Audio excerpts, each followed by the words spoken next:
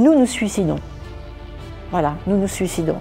Et l'idéologie woke, la suprématie woke, c'est une émanation marxiste, c'est complètement néo-marxiste, qui est une non-culture, mais qui veut abolir celle qui existe. Et donc la race, bien entendu, est un élément absolument déterminant, donc ça caractérise davantage les États-Unis, mais c'est très présent en Europe, en Angleterre, même en France et dans d'autres pays européens. La deuxième chose, c'est donc tout ce qui est sexuel. Alors ça a commencé avec le mouvement féministe, mais ça s'est développé maintenant, c'est toutes les minorités sexuelles. Et on en crée tous les jours. Mais en plus, ces gens-là se prétendent, se sentent, certes, mais en plus se prétendent, assurent avoir non seulement une connaissance supérieure, mais un niveau de moralité supérieur. C'est absurde. C'est le monde à l'envers. Ben oui, c'est le monde à l'envers. Bonjour Evelyne Josselin. Bonjour Yin. Et aujourd'hui, notre sujet, c'est le wokisme, la culture woke. D'accord. Et en français, on dit réveiller. réveiller. Je sais pas. Réveiller, mais ça veut rien dire. Okay. Moi, je suis à peine réveillée là pour le moment. Écoutez, vous voulez que je vous donne quoi? La définition, la petite histoire du wokisme? Mais avant, justement, oui. de vous demander la définition, j'aimerais justement vous partager un message d'un ami français qui vit depuis longtemps, 40 ans, oui. aux États-Unis. Oui. Il m'a dit maintenant, justement, aux États-Unis, la culture woke est partout. Oui, ça ne m'étonne pas. Tout peut lier à woke. Oui, pratiquement. Donc, par exemple, la Virginie a passé une loi sur l'avortement qui permet de tuer le bébé à la naissance. Et c'est couvert par le régime d'assurance. Et après, à partir du 11 avril, le passeport américain, maintenant, il rajoute un troisième genre, X, à part femme et homme. Et le gouvernement aussi est d'accord pour que les hommes et les femmes partagent les mêmes toilettes. Et si... Ça, c'est pas nouveau, c'était déjà depuis Obama. Oui, c'est ça. Oui. Et aussi, si tu te sens homme et tu es un homme. À un moment donné, parce que ça peut varier. C'est ça. Oui. Et peu importe physiquement, Oui, tu es un homme ou pas. Oui. Et on se demande, est-ce que nous sommes en train de perdre les critères humains? C'est bien possible. Enfin, ça rejoindrait en quelque sorte les théories de Schwab, vous savez, du Global Reset ou Great Reset, qui est la même chose avec le transhumanisme. Alors le woke, c'est un tout petit peu différent. C'est en fait, c'est une gnose, c'est un mouvement nihiliste. Moi, je pense que c'est le triomphe de Gramsci, le théoricien communiste italien des années 30, des années 20 et des années 30, qui avait décidé qu'il fallait détruire la civilisation occidentale pour installer le communisme en accaparant les moyens de production économique, mais en accaparant les moyens de production culturelle. Donc nous sommes en plein marxisme culturel. Et donc c'est une émanation marxiste, c'est complètement néo-marxiste. Et donc, autrement le mot woke, ça vous intéressait de savoir le...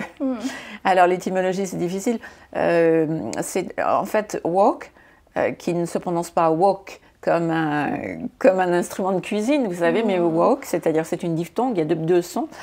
C'est la forme passée du verbe to wake, qui veut dire éveiller ou réveiller en anglais. Et donc c'est complètement agrammatical, parce que le véritable mot, ça serait awaken, c'est-à-dire réveiller, éveiller, alerte à quelque chose. Et là, en l'occurrence, c'est être sensible aux causes auxquelles on ne pense pas d'habitude, être sensible aux causes identitaires notamment. Voilà. Donc il y a de la victimologie derrière ça, et il faut être éveillé. Si vous voulez être sauvé, eh bien il faut être éveillé à tout prix à ces considérations. Voilà, autrement vous n'êtes qu'une brute. Donc le mot est complètement agrammatical. Alors je ne sais pas ce que ça donne en français. Je ne l'entends que pour critiquer les États-Unis.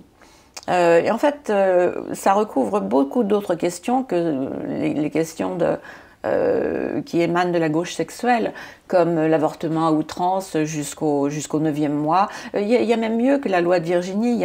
Il y a quelques parlementaires de gauche qui ne sont pas des parlementaires, mais des membres du Congrès aux États-Unis, qui disent qu'après tout, une femme peut avoir le droit de choisir 7 jours après la naissance. Bon, alors ça vous choque aujourd'hui, mais qui sait, au rythme auquel nous allons, qui sait si dans quelque temps on ne va pas légiférer pour permettre, vous voyez. Bon, c'est une aberration. C'est une aberration, le wokisme. Et ça recouvre beaucoup d'autres notions que celles que vous avez évoquées. Du coup, qu'est-ce que c'est alors? Qu'est-ce que c'est le wokisme? Eh bien, moi, je pense qu'il y a plusieurs piliers au wokisme. Alors, je les ai là. Alors, la race, bien entendu, on va en parler. C'est une émanation de la gauche sexuelle aussi. Donc, c'est une émanation, en fait, des années 60, avec toutes les revendications des années 60. Donc, la contre-culture de l'époque s'est transformée en cancel culture, c'est-à-dire culture qui est une non-culture, mais qui veut abolir celle qui existe. Et donc, la race, bien entendu, est un élément absolument déterminant. Donc ça caractérise davantage les États-Unis, mais c'est très présent en Europe, en Angleterre, même en France, et dans d'autres pays européens. La deuxième chose, c'est donc tout ce qui est sexuel. Alors ça a commencé avec le mouvement féministe, mais ça s'est développé maintenant. C'est toutes les minorités sexuelles. Et on en crée tous les jours. Vous voyez, il faut les reconnaître. Woke, c'est également le climat. Les gens ne se rendent pas compte, mais l'hystérie climatique est complètement dans l'idéologie woke. Ça fait partie. C'est une hystérie culturelle, une hystérie collective, presque une religion athée, mais une religion qui fait marcher tout le monde au pas. La haine. Ces gens qui se disent anti-haine sont absolument haineux de tout ce qui ne pense pas comme eux. Il faut haïr Trump, il faut haïr Orban, il faut haïr le Brexit, il faut haïr tous les dissidents, voyez. Et contre eux, tout est permis. Parce que ces gens qui, dans les années 60, disaient qu'il ne fallait pas juger, eux se permettent de juger. Et non seulement ils jugent, mais ils jugent, ils donnent les sanctions et ils exécutent. C'est une gauche très violente, très violente. Moi, je suis victime, je suis fragile, mais il me faut des cités sanctuaires, j'ai besoin d'égards, j'ai besoin de lois pour me protéger. Mais en revanche, vous qui ne pensez pas comme moi, vous méritez les émeutes qu'on a vues aux États-Unis pendant l'été d'amour, soi-disant, comme ils l'ont appelé, 2020. On l'a vu avec les manifestations BLM, Antifa, un peu partout. La gauche se permet toutes les violences, parce que c'est pour la bonne cause. Vous comprenez? Voilà. Donc, woke, c'est tout ça. Et alors, en plus, dernier élément, eh bien, voilà, ça, c'est pas la moindre des choses. C'est comme si c'est aussi une suite du politiquement correct. Et c'est aussi une façon, quand on se dit woke, c'est le vieil adjectif cool, et un peu démodé maintenant, on emploie woke. Eh bien, un dernier pilier de l'idéologie, c'est vous devez accepter, sans discuter, le narratif. Alors, narratif, ça vient de l'anglais, bien sûr, de narrative. Ça, c'est quelque chose qui est apparu dans la presse américaine au début des années 2000. C'est apparu avec l'élection de Bush contre Gore. La presse bâtissait ce qu'elle appelait des narratives. Et en français, j'ai vu depuis quelques mois seulement, on ne se casse plus la tête à chercher une traduction, on dit tout simplement le narratif. Et le narratif, qu'est-ce que c'est? Eh bien, c'est la vérité révélée par les forces de gauche actuelles, et puis vous n'avez pas intérêt à vous en écarter, même si c'est une inversion à 100% du vocabulaire, des valeurs, des concepts et de tout. Voilà. Donc moi c'est comme ça que je vois le wokisme. Et par rapport à ce que vous avez dit, ça m'a tout de suite fait un lien de la Chine communiste. En fait, pour les communistes chinois, pour moi, il y a trois facteurs clés. C'est mensonge, violence et la haine. C'est exactement ça. On est en plein dedans. Et intolérance. Intolérance. C'est exactement ça. C'est exactement ça. Et tous les gens woke, et en plus, alors je ne sais pas pour les Chinois, mais en plus, ces gens-là se prétendent, se sentent, certes, mais en plus se prétendent, assurent avoir non seulement une connaissance supérieure, mais un niveau de moralité supérieur. Voilà. Ce qui leur permet d'être violents et d'arriver à leur fin par n'importe quel moyen. Parce qu'ils ont aussi adopté le langage de la mafia, par n'importe quel moyen. Voilà. Donc, je ne sais pas si on a fait le tour, mais en tout cas... Mais est-ce que la racine du wokisme, c'est marxiste? Complètement. Complètement. C'est un néo-marxisme. Complètement. Ça, alors là, j'en suis absolument certaine. Même si les gens qui font partie de la communauté woke ne s'en rendent pas compte. Parce qu'ils ne se sont pas analysés eux-mêmes en général. Ils ne s'en rendent pas compte. Mais c'est absolument évident. Je vous dis, c'est Gramsci. qui réussit. Voilà, on est en plein dans le plan de Gramsci. Arriver à miner la société occidentale par les institutions. Ils ont réussi à faire tomber un à un non seulement tous les domaines réservés, même l'armée aux États-Unis est woke aujourd'hui. Et Biden se fiche complètement que les Ukrainiens perdent, mais en revanche, introduire le wokisme à l'école, dans l'armée, chez les pompiers, dans tous les corps constitués. Bon, il n'y a que quelques républicains qui protestent et que je ne sais pas s'il reste un bastion à l'abri de tout ça. Il faudrait réfléchir pour le trouver. Voyez. D'accord, donc c'est-à-dire la gauche aujourd'hui, c'est devient la gauche radicale ou la gauche vraiment... Mais ils ne se disent pas de gauche, eux. De même qu'ils ne se disent pas woke eux-mêmes. Et ils ne se voient pas... Ils nous accusent, nous, dissidents, d'être des extrémistes de droite, des suprémacistes blancs, etc. Ils ne voient pas, ou ils ne veulent pas voir, ou ils veulent cacher que eux sont une extrême gauche virulente et qui est toujours mariée à l'idéologie marxiste, plus que jamais. Mais est-ce qu'il y a des... Parce que je sais qu'il y a des personnes de gauche, mais de bonnes... Je les fréquente pas beaucoup. Bonnes intentions, mais sont kidnappées par l'idéologie gauche pour le moment, parce que par la peur, par justement, comme vous dites... L'intimidation, peur, ça. Et puis aussi par suivisme. Peut-être que c'est ça qu'il faut faire. En tout cas c'est certain que si on a une attitude, un vocabulaire woke, eh bien, on a beaucoup plus de chances d'être accepté dans la société que si on est dissident. C'est évident, la vie est plus facile. La vie est beaucoup plus facile. Voilà. Donc... Est-ce que selon vous, justement, le mouvement woke, la culture woke, c'est lié au mouvement mai 68? Complètement. C'est une... les choses, c'est toutes les années 60. Hein. Chez nous, c'est 68. Aux États-Unis, ça a commencé plus tôt, c'est toutes les années 60. Ça avait commencé d'ailleurs un petit peu dans les années 50. Nous sommes responsables aussi parce que toutes ces théories délétères, elles ont traversé l'Atlantique, elles sont venues... L'école de Francfort a été lancée par des intellectuels, la plupart du temps juifs, qui venaient d'Europe centrale et d'Allemagne. Et donc, ils ont évité la guerre confortablement, ils sont allés dans les universités américaines, critiquer le pays qui les recevait, et très à l'abri, ils ne se sont pas battus, ils ne sont pas allés sur les falaises de Normandie, ils étaient très confortablement installés, et en même temps, ils commençaient justement à miner l'Amérique.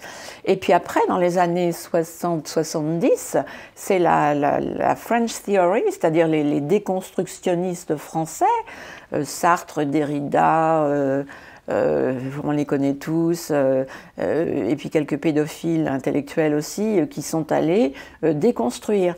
Et puis après, dans la foulée, il y a eu l'Américain, enfin, lui aussi d'origine Europe centrale, Zinn, qui a commencé le révisionnisme de l'histoire. Donc, un mouvement en entraîne l'autre, vous comprenez? Et aujourd'hui, on est arrivé au mouvement woke. Ok. Et quand vous dites, par exemple, par rapport à la révolution culturelle chinoise, c'est l'année 66, ça commence. Ah, mais en 68, en France, je sais pas. Oui, sur les barricades en France, je crois qu'il y avait des maoïstes. Mais aux États-Unis, oui, ils étaient tous pour Ho Chi Minh, et puis ils étaient tous pour Mao, et ils chantaient déjà, ho ho. Western Civ must go. C'est-à-dire, il faut en finir avec la civilisation occidentale. Donc oui, ça vient de là, absolument. Voilà. Mais eux-mêmes étaient déjà les héritiers, je vous dis, de l'école de Francfort et des autres. Voilà. Donc oui, bien entendu. Le mouvement woke semble avoir surgi tout un coup de nulle part, mais pas du tout, pas du tout. Il a des racines multiples et profondes. Voilà.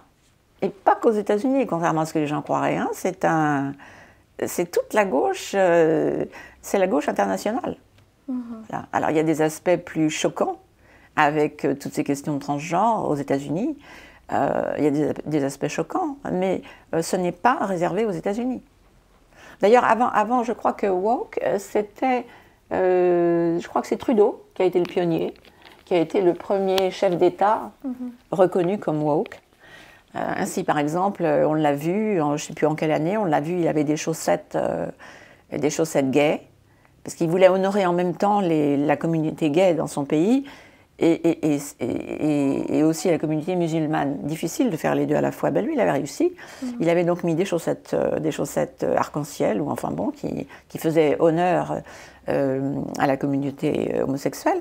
Et puis, il s'était arrangé pour porter je ne sais pas quoi sur la tête, quelque chose, une coiffure portée par les musulmans chez eux. Et donc, il était parfaitement woke, avant l'heure, avant que nous en parlions. Donc c'est vraiment un mouvement mondial en fait. C'est mondial, absolument mondial. C'est très développé en Angleterre aussi. Hein. Contrairement à ce que les gens croient, ce n'est pas réservé qu'à l'Amérique. Véritablement, oui. Bah, du coup, quel est votre constat sur la France, le wokisme en La France, moi, je pense qu'en France, la manifestation woke la plus spectaculaire, on a commencé l'écriture inclusive, vous avez vu.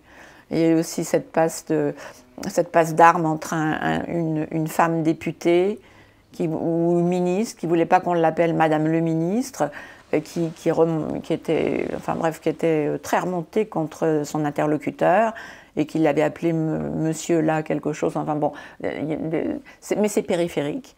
En revanche, où nous sommes presque plus avancés que les Américains, parce qu'eux, ils ont commencé à se détacher un petit peu de ça, c'est toute cette hystérie climatique. Aux États-Unis, il y a une moitié de la population qui a compris que on les menait en bateau, que c'était de la fausse science, comme une grande partie de la science du Covid, fausse science, et qui ne marche plus. Al Gore, dans les années 2000, nous racontait que la planète allait se terminer dans 8 jours, quelque chose comme ça. Bon, et puis on voit 22 ans après ce qu'il en est. Donc je crois que l'opinion publique américaine, du point de vue de l'hystérie climatique, qui fait partie du wokisme à part entière, eh bien, voit clair maintenant, une grande partie des gens. Chez nous pas, j'ai lu dans un papier, il n'y a pas longtemps, que la préoccupation climatique, l'urgence climatique, comme ils l'appellent, était la préoccupation numéro 3 des Français après leur pouvoir d'achat et puis leur santé. Je trouve ça dramatique. Je crois qu'il y a hélas beaucoup de gens qui n'ont pas idée qu'on leur ment. Les gens d'ailleurs, ils ont leur travail, ils ont leurs enfants, ils ont autre chose à s'occuper.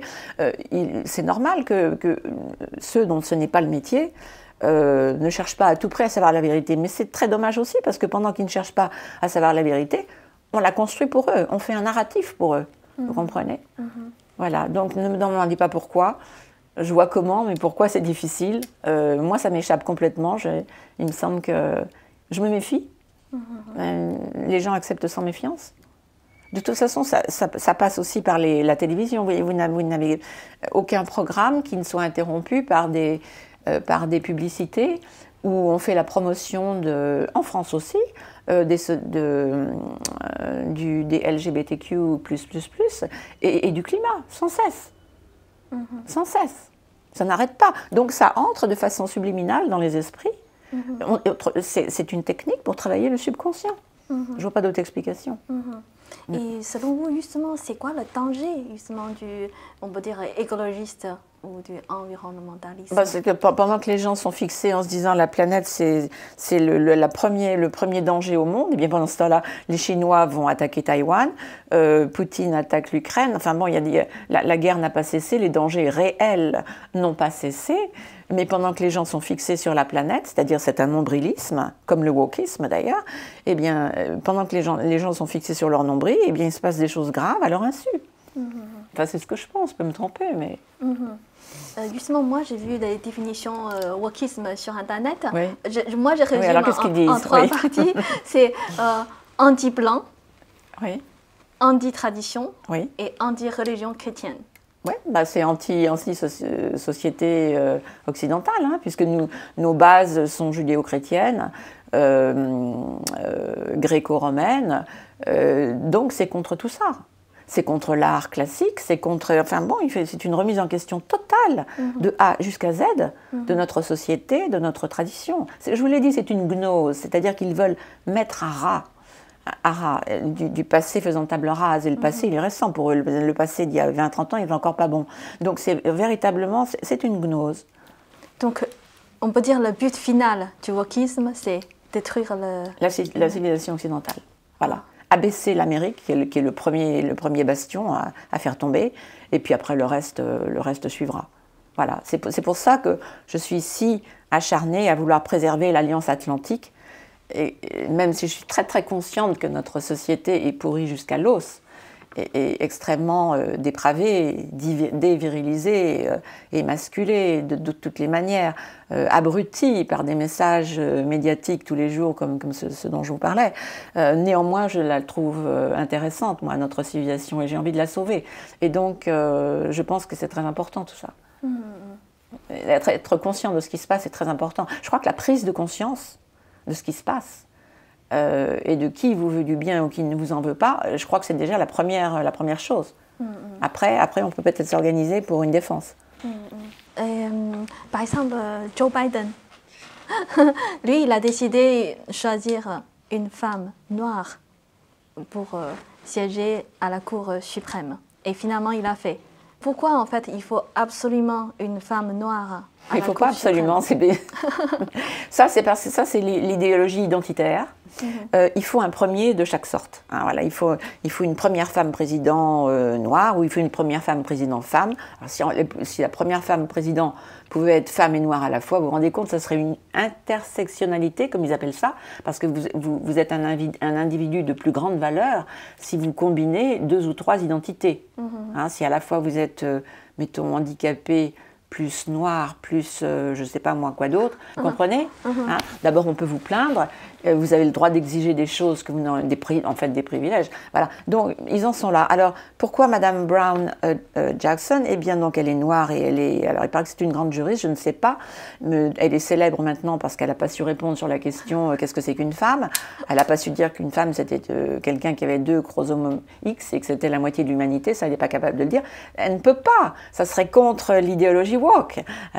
Et puis elle n'a pas été capable non plus, alors elle a dit pour s'excuser qu'elle n'était pas biologiste, soit, mais elle est juriste paraît-il, eh bien elle n'a pas été capable non plus de répondre à Ted Cruz, le sénateur républicain qui lui demandait qu'est-ce que vous pensez des droits inaliénables de notre Constitution?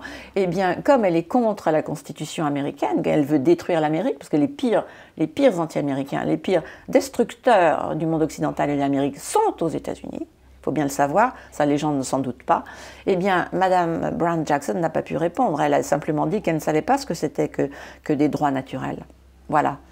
Les seuls droits qui vaillent pour elle, ce sont les droits que le gouvernement, très important pour eux ça, la gauche, le gouvernement, il n'y a pas de Dieu, mais il y a le gouvernement qui est un Dieu, les droits que le gouvernement peut vous octroyer.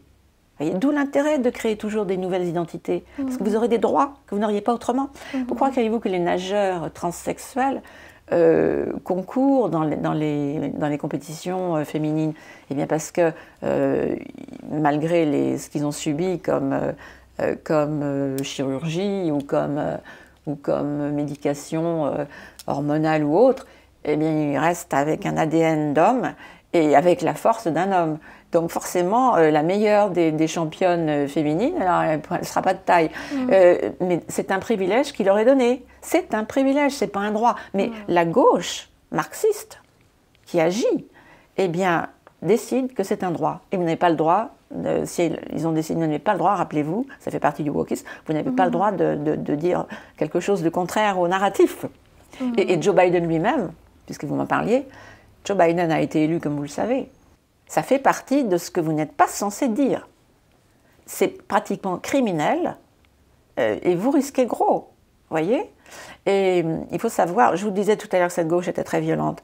Après ces élections, il y a eu le 6 janvier 2021, où il y a eu une répression mais digne de Mao, pratiquement, hein, ou de la place Tiananmen, pour être plus courant. Eh bien, les gens sont toujours depuis, ça fait maintenant 14-15 mois, les gens sont toujours depuis en prison, sans jugement et en confinement solitaire. Pour avoir fait quoi? Ils disent que c'est une insurrection, en fait ce n'est pas une insurrection, personne n'était armé. Et il y a quand même eu 2 morts dont il ne faut pas parler non plus. Les 2 morts, une femme piétinée par la police de Washington DC, Roseanne Barr, qui a été carrément piétinée par la foule parce que la police les repoussait. Et la police, on a des images vidéo d'une policière noire qui frappe avec, on n'a pas trop identifié, mais c'est pas une fleur et une plume, qui frappe cette personne à terre, peut-être pour la faire lever, voyant pas qu'elle était déjà morte, voyez, ou qu'elle était sur le point d'agoniser. Et puis il y a une autre femme, la policière, quelqu'un qui avait été dans l'armée, Ashley Babbitt, qui avait été quand même tuée de sang-froid par un policier noir qui n'a jamais été inquiété, il n'y a pas eu de procès. Vous voyez? Donc c'est ça le wokisme aussi. C'est ça, une justice à deux vitesses. Mais c'est véritablement caricatural. Voyez? Alors peut-être que de tels excès ne sont pas arrivés chez nous encore. En Angleterre, il y a pas mal de cas où on voit la justice à deux vitesses. Chez nous aussi, il y a une justice à deux vitesses. Mais sur des cas comme ça, c'est moins spectaculaire, disons. Voilà. Mais selon vous, comment l'Amérique en est arrivée là? J'en sais rien. Je vous dis, c'est tellement absurde qu'à chaque fois qu'il y a eu une avancée, par exemple quand les homosexuels ont demandé le mariage, sous Clinton, c'était encore pas envisageable. Sous Clinton, c'est quoi, il y a 20 ans, il y a 20 et quelques années. Sous Clinton, c'était encore pas envisageable. Les gays dans l'armée, il y en avait bien entendu. Et je ne dis pas que les gays ne sont pas de valeur, il y a parmi eux de véritables guerriers dans l'armée, mais c'était une politique, vous ne demandez rien, on ne demande rien. Voilà, vous ne racontez rien, vous gardez pour vous votre identité homosexuelle, on n'a rien contre, mais on ne veut pas que vous en fassiez un État et que vous réclamiez des privilèges. Donc tout ça, encore sous Clinton, donc il y a 25 ans, encore sous Clinton, était impensable. Regardez maintenant. Et maintenant, le mariage homosexuel, c'est derrière nous, on n'en parle plus, on ne le remet pas en question. Les gays dans l'armée, ils demandent par exemple, il y a eu Chelsea Manning qui a lancé, sous Obama, qui a voulu, avant elle s'appelait, j'ai oublié son nom d'homme, mais donc c'était un employé, un officier de l'armée qui a trahi, en fait, puisqu'il a révélé des secrets d'État. Donc, eh bien, il a su échapper à la justice en devenant femme, voyez. Et son opération a été payée par l'armée. Ça, c'était sous Obama. Donc, vous voyez, à peine 20 ans après Clinton, où on en était. Donc maintenant, quand je vous dis que maintenant, là, il y a des, sans rire, il y a des sénateurs d'ultra-gauche qui demandent à ce qu'une femme puisse réfléchir encore 7 jours après la naissance d'un enfant non désiré.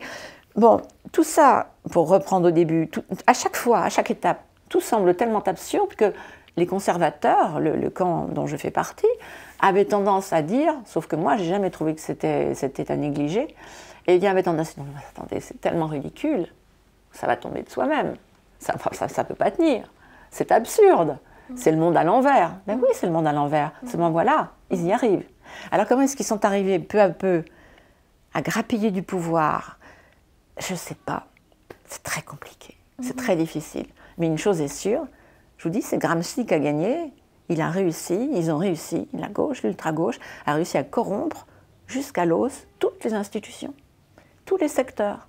Toutes les universités, le monde juridique, etc., etc. Il y a très très peu de domaines préservés.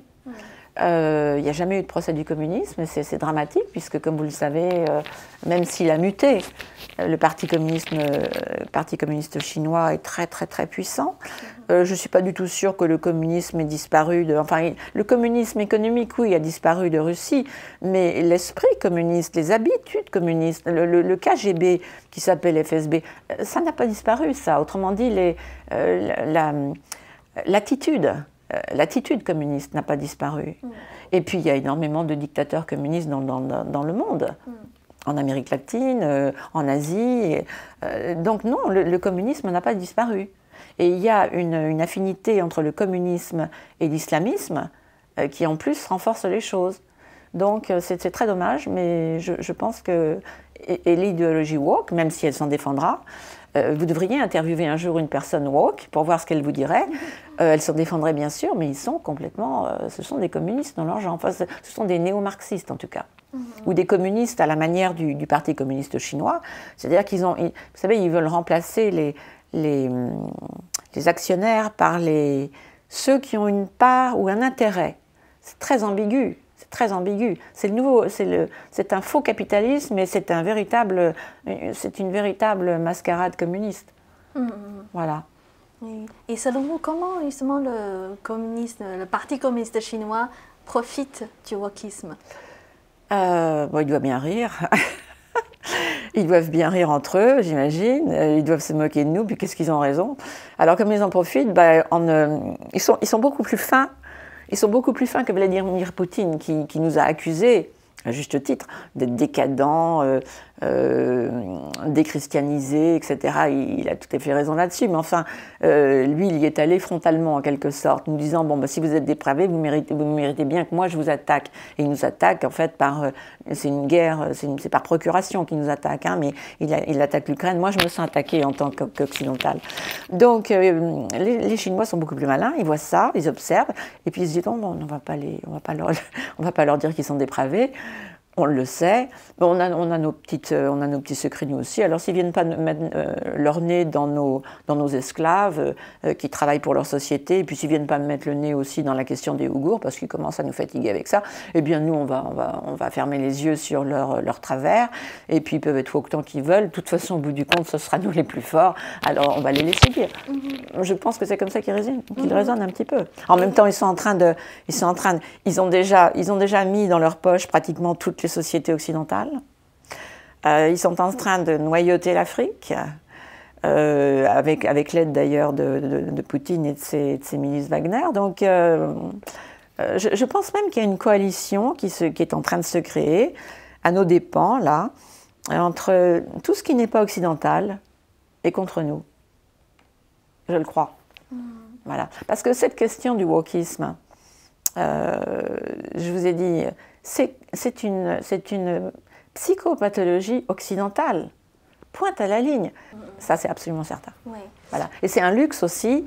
C'est le luxe d'une société décadente qui a tout eu et qui n'est pas fichue de garder ses acquis et qui n'est pas fichue de garder sa fierté. Et voilà.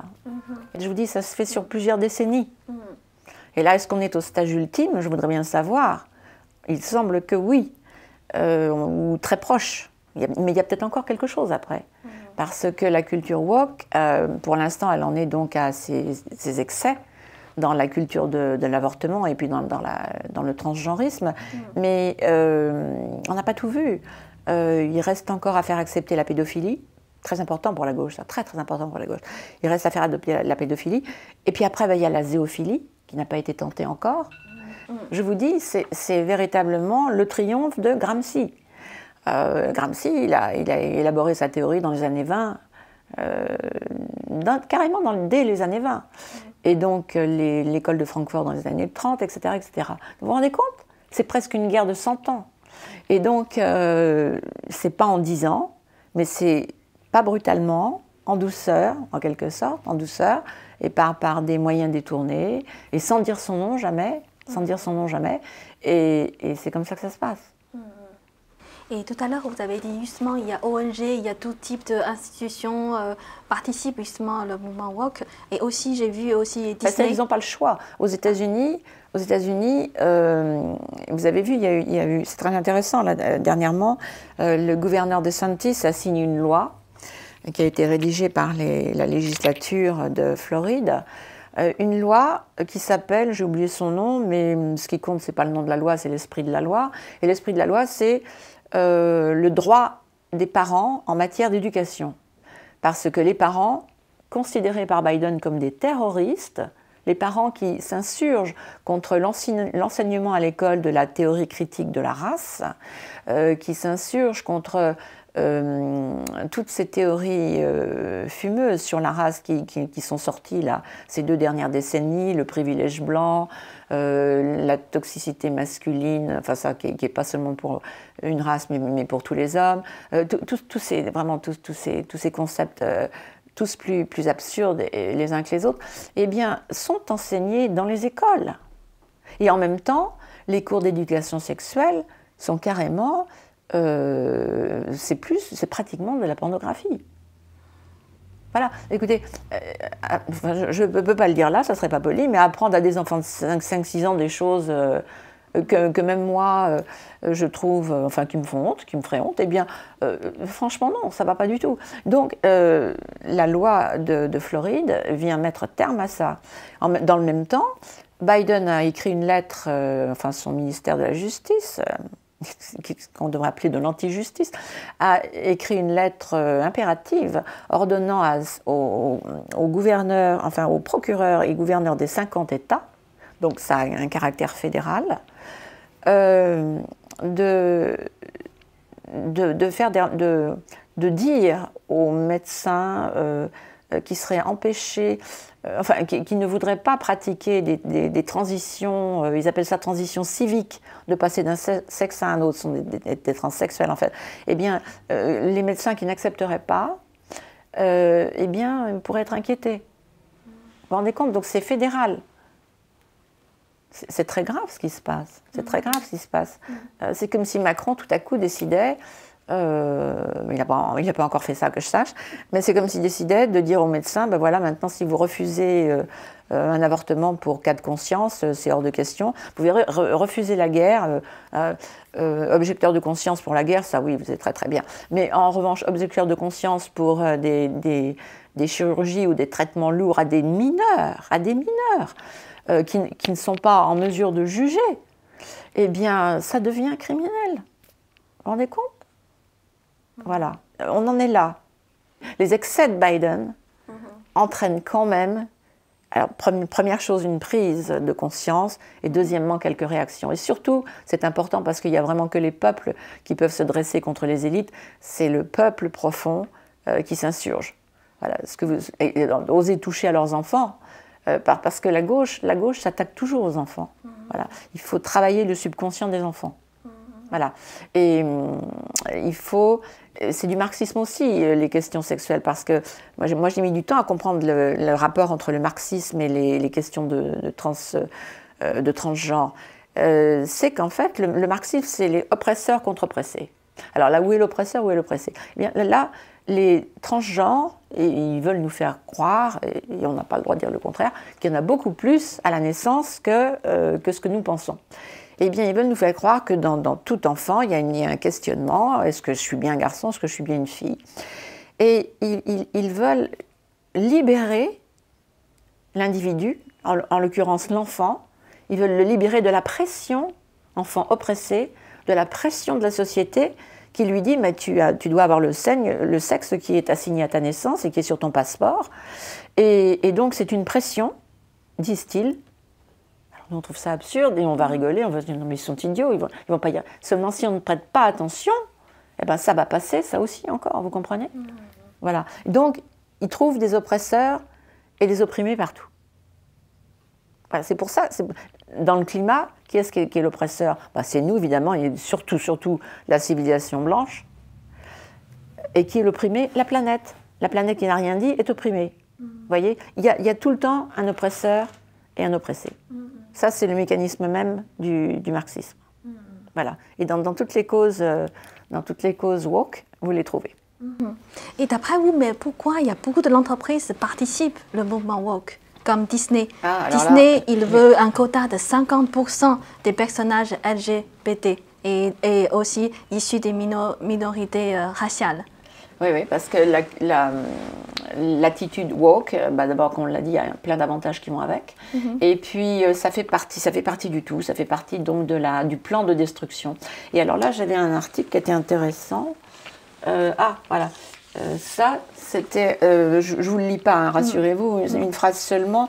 BlackRock Investment et puis The Vanguard Group, ce sont deux groupes d'investissement. Alors on sait qu'ils sont très puissants, mais ce qu'on ne savait pas, c'est qu'en fait, ils chapeautent en quelque sorte, ils sont une ombrelle au-dessus de la plupart des entreprises, des grosses entreprises américaines.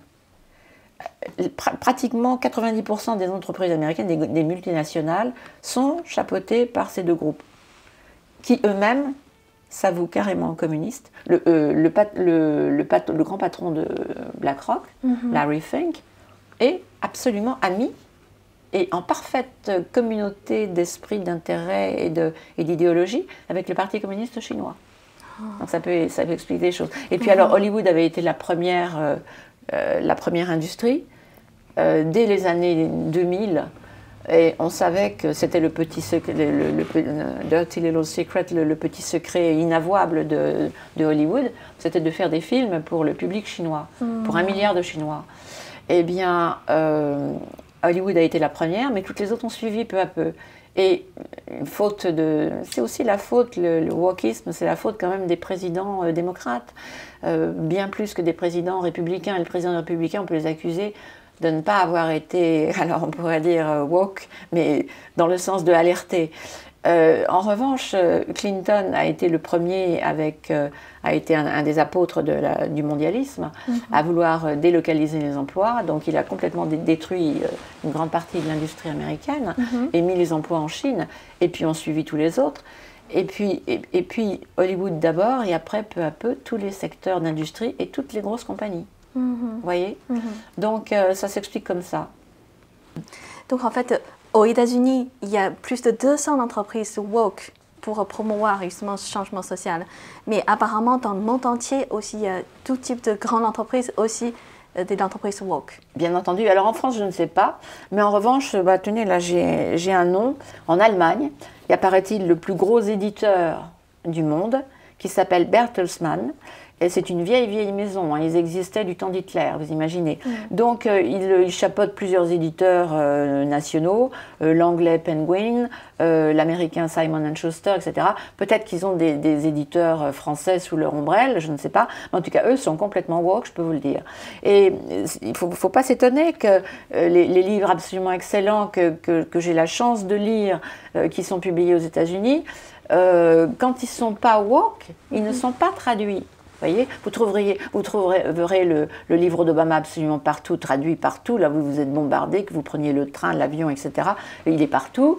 Les excellents livres qui paraissent en ce moment sur le scandale du fils Biden et autre chose, et sur les élections, justement, l'excellent livre de Molly Hemingway, qui est paru sur la fraude massive de 2020, eh bien ça n'est pas traduit. Pourquoi? Parce que les éditeurs, eux aussi, sont complètement, ça fait partie des médias, vous aimez bien, sont complètement woke, vous voyez, et pas qu'aux États-Unis. Ce que les gens ne savent pas, c'est qu'en Europe aussi, vous comprenez? Voilà. Donc on est arrivé à eux qui parlent sans cesse de suprématie blanche, ils nous enquiquinent avec ça, on n'a jamais voulu, nous... être des suprémacistes blancs, ce sont eux qui nous désignent comme ça. Eh bien, eux, ils sont arrivés à la suprématie woke, qui est bien plus pernicieuse que toutes les autres suprématies. D'accord. Voilà. En fait, il y a un mariage entre les entreprises, les grandes entreprises et le mondialisme. Ah, mais complètement, complètement. Toutes les entreprises, toutes les multinationales sont mondialistes, d'adhésion depuis longtemps. Depuis longtemps. Et si c'est si difficile de se découpler de la Chine, enfin de la Chine communiste, hein, ne croyez pas que j'attaque la Chine, les pauvres Chinois, c'est comme les pauvres Russes, ils ne sont pour rien, je ne les attaque pas eux. Eh bien si c'est si difficile, c'est parce que le Parti communiste chinois, il faut quand même reconnaître son savoir-faire, a su absolument ligoter tout ce monde-là, avec des intérêts. Il y a un universitaire américain, il y a quelque temps, qui vient d'être pris par la justice pour les pots de vin qu'il a reçus. C'est inimaginable, les espions qu'ils mettent partout, vous voyez. Et donc, nous sommes complètement dépendants. Et l'hypocrisie woke, ça, je vous en ai pas parlé, mais c'est quelque chose qui va forcément avec, c'est que on ne veut pas nous produire, alors qu'en fait c'est nous les Occidentaux, surtout aux États-Unis, ils arrivent même à faire du charbon propre. Il y a du charbon propre. Oui, vous entendez bien ce que je dis, du charbon propre, une façon de produire le charbon qui est propre. Ils sont arrivés maintenant, la technologie aux États-Unis a fait de tels progrès qu'on est arrivé à produire des énergies fossiles avec pratiquement pas d'émissions. Ils ne veulent pas le savoir, les woke ne veulent pas le savoir, la planète est en souffrance à cause de nous, vilains occidentaux. Donc, on délègue là aussi, on délocalise en quelque sorte les énergies fossiles, on délocalise la production des énergies fossiles à ces pays qui ne sont pas nos amis et qui eux n'ont rien à faire. Ils doivent rire à gorge déployée autant du wokisme que des hantises des Occidentaux au sujet de la planète. Vous voyez, ça doit véritablement, ils doivent avoir le fou rire entre eux. Je les comprends, vous voyez. Donc, nous nous suicidons. Voilà, nous nous suicidons. Et l'idéologie woke, la suprématie woke, n'est qu'un des aspects nouveaux. C'est la continuation du politiquement correct. Si ça ne marche pas, ils ont des ressources infinies. Ils trouveront autre chose. Ils trouveront une autre appellation, une autre apparence. La gauche n'arrête jamais. Ça aussi, les conservateurs ne l'ont pas compris. Ils commencent juste à le comprendre un peu. La gauche n'arrête jamais. Elle est sans pitié, elle est sans répit. Pendant que vous dormez, eux, ils travaillent autre chose. Pendant que nous parlons maintenant, eux, ils ont déjà pensé comment ils allaient truquer les prochaines élections aux États-Unis. Ils sont infernaux, véritablement. Ils sont en même temps très habiles. Alors ils s'appuient sur des armées d'idiots utiles, mais ceux qui tirent les ficelles sont très, très puissants, très malins, très forts, je dois dire. Chapeau, ils sont très forts. Nous sommes largués. Parce que nous combattons pas armes égales, vous comprenez? Enfin, c'est l'impression que j'ai. Mais du coup, en face de tout ça, que pouvons-nous faire? Je crois qu'il faut se méfier de la télévision. Toutes les publicités. Je coupe toutes les publicités. Je ne les regarde pas parce que il faut supporter. C'est horripilant.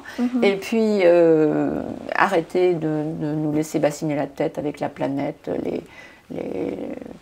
les sexes qui varient comme ça à la demande. Non, ça suffit. Il faut donc protester à son niveau personnel et puis ensuite, quand on est en public, ne pas hésiter à dire qu'on n'est pas d'accord et qu'on ne tombe pas dans le piège et qu'on fera tout ce qu'on pourra à son propre niveau pour ne pas céder à ça. Et puis quoi d'autre? Eh bien, comme je ne sais pas en France, je ne suis pas en France ce que fait l'Assemblée nationale. Il paraît que c'est une chambre d'enregistrement, bien. Nous, de toute façon, nous sommes sous la coupe de l'Union européenne. Alors, qu'est-ce que nous pouvons faire individuellement? Je ne sais pas. Aux États-Unis, il y a quelques sénateurs remarquables et quelques membres du Congrès qui véritablement font parler d'eux et qui s'insurgent et qui essayent. Et en tout cas, et dans les États aussi, chaque État essaye d'avoir une politique différente. Mais bon, on a tellement de retard. On a 90 ans de retard. Ça va être très difficile. Ça va être très, très difficile. Et puis il y a les questions puis tout peut arriver de toute façon. Donc, je ne sais pas où ça nous mène, mais l'issue ne peut pas être heureuse. Et je ne sais pas s'il est encore temps pour réagir. Moi, pour le moment, ce que je vois, c'est que nous assistons à l'agonie de l'Ukraine. Il y a des belles paroles, beaucoup de rhétorique, beaucoup de décisions qui sont annoncées, des effets d'annonce. Alors, attention, on va couper les vivres à la Russie, mais on ne coupe pas les vivres. Ce sont des demi-mesures, ce sont des mesurettes. Et puis la seule véritable mesure, ce serait de couper le gaz à la Russie, mais ça ne se fait pas parce que ça n'arrange pas beaucoup de gens. Et puis attention, les factures sont chères de toute façon les factures après. Depuis le Covid, avant même cette guerre d'Ukraine, depuis le Covid, déjà tout a augmenté, on le sait. Donc, et puis il y a ce mensonge écologiste qui fait qu'au lieu de chercher l'énergie là où nous en avons, nous en allons la chercher chez des gens qui ne sont pas nos amis. Ça, c'est capital. Ça, ce serait une des choses à faire. Déjà, commencer par ce qu'on peut faire, vous voyez? Faire comprendre que non, l'écologie est loin d'être le premier problème de sécurité mondiale, comme le dit Joe Biden, comme le disent les chefs de l'armée de Joe Biden. Donc ça, je pense que c'est capital. Voir, vraiment, faire un examen complet de nous-mêmes, de nos croyances, un examen de conscience, sans concession, reconnaître qu'on s'est trompé là où on s'est trompé, ce qui n'est jamais facile. Et puis, véritablement, mais bon, on fait vraiment tout, nous, à l'Ouest. Il faut dire qu'on est très coupables. Regardez, toutes les organisations internationales sont woke aujourd'hui. Regardez l'Organisation des Nations Unies. Il n'y a pas plus woke que l'Organisation des Nations Unies. En tout. Ils sont très en avance aussi sur les questions de LGBTQ. Très, très. Sur l'avortement, très important l'avortement pour l'ONU. Il veut en fait généraliser, c'est ça, oui, autoriser dans tous les pays. Bien entendu. Ils se pensent déjà, les chefs de l'ONU, et en fait ils sont responsables mais jamais coupables, et ils ne sont pas élus. Toutes ces élites non élues se croient absolument responsables et autorisées à décider pour les peuples. Et donc toutes ces organisations sont nées de la volonté occidentale, toutes dans de très nobles buts, mais elles ont toutes, peu à peu, elles se sont toutes gauchisées. Toutes ces organisations sont mondialistes, elles sont gauchisantes, elles sont carrément gauchistes. L'ONU est carrément tiers-mondiste. C'est tout aux intérêts du tiers-monde et au détriment du monde blanc. Il faut le savoir. Et pourtant, ces organismes sont nés d'une volonté occidentale. Ils sont nés de bonnes intentions. Pourquoi est-ce que toutes ces organisations elles sont bloquées, parce que quand il y a trop de gens pour décider, vous vous rendez compte du temps que ça prend? Tandis qu'un dictateur, quelque part, lui, quand il a pris sa décision, l'affaire est faite. On ne tergiverse pas. Tandis que là, il faut demander l'avis de tout le monde. Alors plus il y a de membres, plus c'est difficile. Donc c'est ça aussi qui nous coule. Et donc il faut revoir nos cas personnels, chaque démocratie, et puis il faut revoir nos institutions soi-disant internationales, qui en fait sont issues de nous, de nos idées à nous, de nos idées souvent utopiques à nous, occidentaux. Je pense qu'il y a une très très sérieuse remise en question à faire de toutes nos structures. Vous êtes conservatrice. Complètement, oui. Et justement, je crois que vous avez aussi rendu compte que toutes les ressources, c'est-à-dire pour les conservateurs, il y a très peu de ressources. Qu'est-ce que vous appelez les ressources? Ressources comme, par exemple, les conservateurs ont perdu les médias, oui, l'éducation, l'art ou toute autre chose. Tout. Je vous dis, c'est le triomphe de Gramsci. Oui, mais comment ça... Comment les reprendre? Oui. Bonne question. Je ne sais pas. Et comment c'est arrivé d'ailleurs que les conservateurs ont laissé la place? Par manque de combativité, par manque de prise de conscience, ils n'ont pas compris que c'était une guerre qui leur était livrée. C'est ça surtout. Ils n'ont pas compris. Ils n'ont pas, comme ils font d'ailleurs dans leur guerre à l'étranger, ils n'ont pas cerné qui était l'ennemi. Ils n'ont pas compris à quel point l'attaque était importante. Ils n'ont pas compris qu'elle était ciblée contre quelque chose de très précis. Bref, c'est véritablement un manque de conscience et puis un manque de vigilance. Et de tous les instants, et à chaque fois, à chaque tournant, ils se sont fait avoir. Et Trump, lui, était très lucide. Il est contre justement le courant marxiste. Il le compte, le Parti communiste chinois, et il veut vraiment retourner à la tradition et aussi le respect. En même temps, il n'a pas cherché le changement de régime de la Chine. Hein. En tout cas, il avait réussi à s'entendre sur un accord commercial, ce qui était déjà remarquable, et qui est tombé à l'eau évidemment avec le Covid et tout le reste. Et puis maintenant avec Biden fait le contraire systématiquement de tout ce qu'a fait Trump.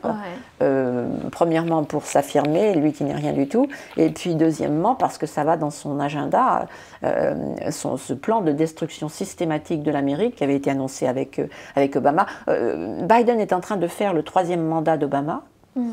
Et de remplir vraiment jusque dans les détails le plan de Gramsci. En tout cas, les gens qui tirent ces ficelles. Voilà. Du coup, mais avant de conclure notre interview, quel est votre message pour les personnes traditionnelles, on peut dire, qui ne veulent pas suivre le courant décadent de cette société, le courant du wokisme?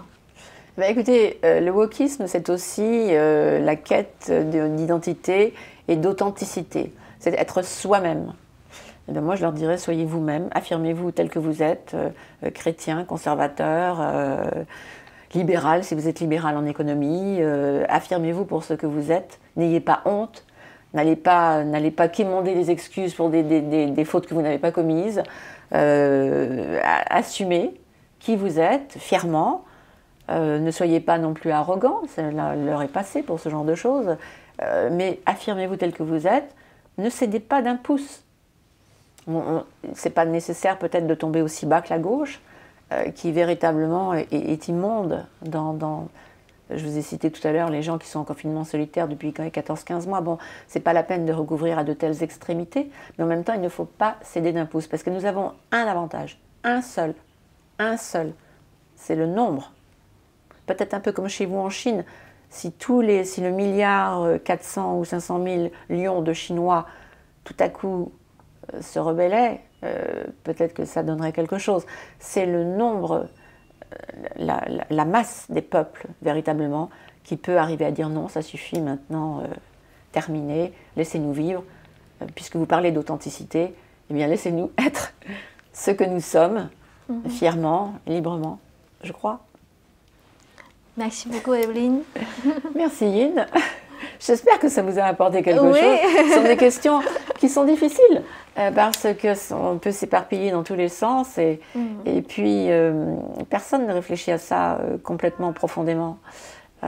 C'est très intéressant le sujet que vous m'avez proposé, très intéressant. Merci beaucoup parce que ça couvre tout. Ça couvre vraiment. Mais oui, carrément. Quand on y pense, oui. Vraiment, oui. Et alors, certains aspects sont plus développés dans certains pays que d'autres, et inversement, mais finalement, on finit par se rattraper les uns les autres, vous voyez. Et c'est vraiment l'Occident qui doit se prendre en charge maintenant, et qui doit comprendre qu'il a fait fausse route sur beaucoup de points. Voilà. C'est bientôt les élections en France. Oui. Et alors, vous allez voter pour qui? Je ne vais pas voter du tout. Ah bon? Non. Je sais, tout le monde me critique. C'est la première fois de ma vie que je ne vais pas aller voter, mais je ne suis pas intéressée par les candidats, aucun. Et la question de l'Ukraine ne fait que renforcer ma conviction. Ça ne se passe pas au niveau de la France, cette bataille. Ce n'est pas que la France, c'est tout l'Occident qui doit se rebeller. Et je n'ai pas remarqué encore une prise de conscience conservatrice, occidentale, entière. Tandis que la gauche est internationale, depuis des décennies, ils ont des décennies d'avance sur nous. Donc le combat qui arrive en France, je ne m'en désintéresse pas complètement. J'irai certainement voter contre Mélenchon si par malheur Mélenchon était au deuxième tour. Mais j'imagine pas de me déplacer autrement. Voilà. Et je trouve que les enjeux véritables, on en parle un peu, mais il y a des enjeux encore plus graves dont on ne parle pas. Tout ça est tellement grave. Il faut pas seulement l'union des droites en France, il faut l'union de toutes les droites occidentales. Voilà, c'est ce que je pense. C'est en train de le faire ou non, c'est rien? C'est une lubie à moi, ça. C'est moi qui le dis. Je l'ai vu dans aucun document, rien. C'est ce que je pense. De même que je pensais que Trump était l'unique personne pour renverser Hillary Clinton, et en même temps je pensais qu'il ferait certainement un grand président. Ce sont des choses que je sens, mais que je ne peux pas dire que c'est autant un feeling, comme une sensibilité et une conviction personnelle que quelque chose qui s'appuierait sur des documents, véritablement. Mais ça fait tellement longtemps que je réfléchis à tous ces problèmes que j'en ai acquis la conviction. Donc on croise les doigts pour après, oui, pour Trump. Oui. On verra bien ce qui se passera. On verra bien. Voilà. Merci beaucoup. C'est moi qui vous remercie.